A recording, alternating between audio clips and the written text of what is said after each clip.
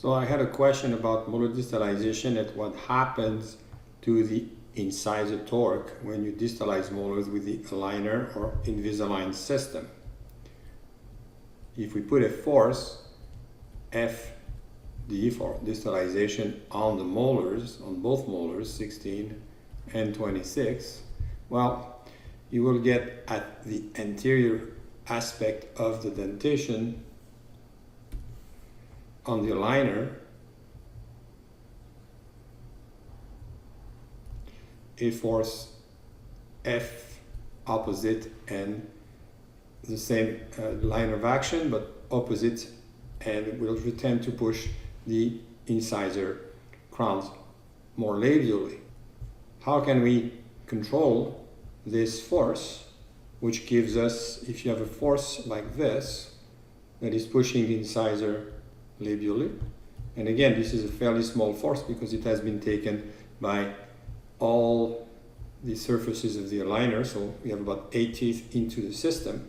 At the center of resistance, as we've seen many times, you will get the same force and you will get a moment this way. How can we control the torque and not let the incisor rotate and actually move too far forward? Well, we can use, for this one, we can use class 2 elastics. So with class 2 elastics, that would tend to mitigate this force, but the moment here is still going to be rotating the tooth, so you'll have rotation that you may not want. So how can we get this system to help us? What happens if we place an attachment like this one on the 4 incisors and place a light force? Actually, we could make this attachment a little bit more beveled. What happens is you place the force F right here, like so. So I have a force right here.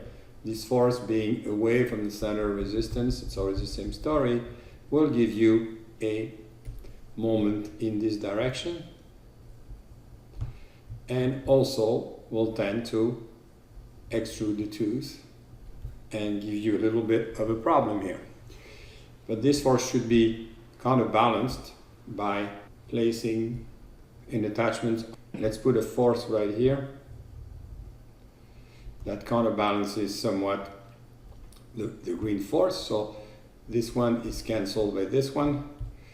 You still create a force couple that we will not discuss at the moment because that would be too complicated. Normally we should have no problem, but again, be careful with these attachments and force systems because the laws of Newton always apply to orthodontics. So the sum of moments and the sum of forces is always equal to 0 in a static system, and even with aligners, these laws do apply. We have been able to place an attachment with a small force, which creates a significant moment because we're away from the center of resistance, and it has developed a small vertical force that we may not want. But I think the attachments on the premolar, and if we are able to maintain the occlusion and not let the tooth over erupt, which with a bite ramp right here, that could help also.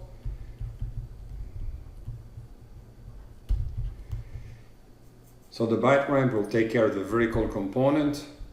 The attachment right here will help you, and what will happen is the bite ramp should cancel this force, and you would be probably getting maybe a small intrusion of the premolar if you work this system for too long, but overall you have control the angulation of the incisors with an attachment.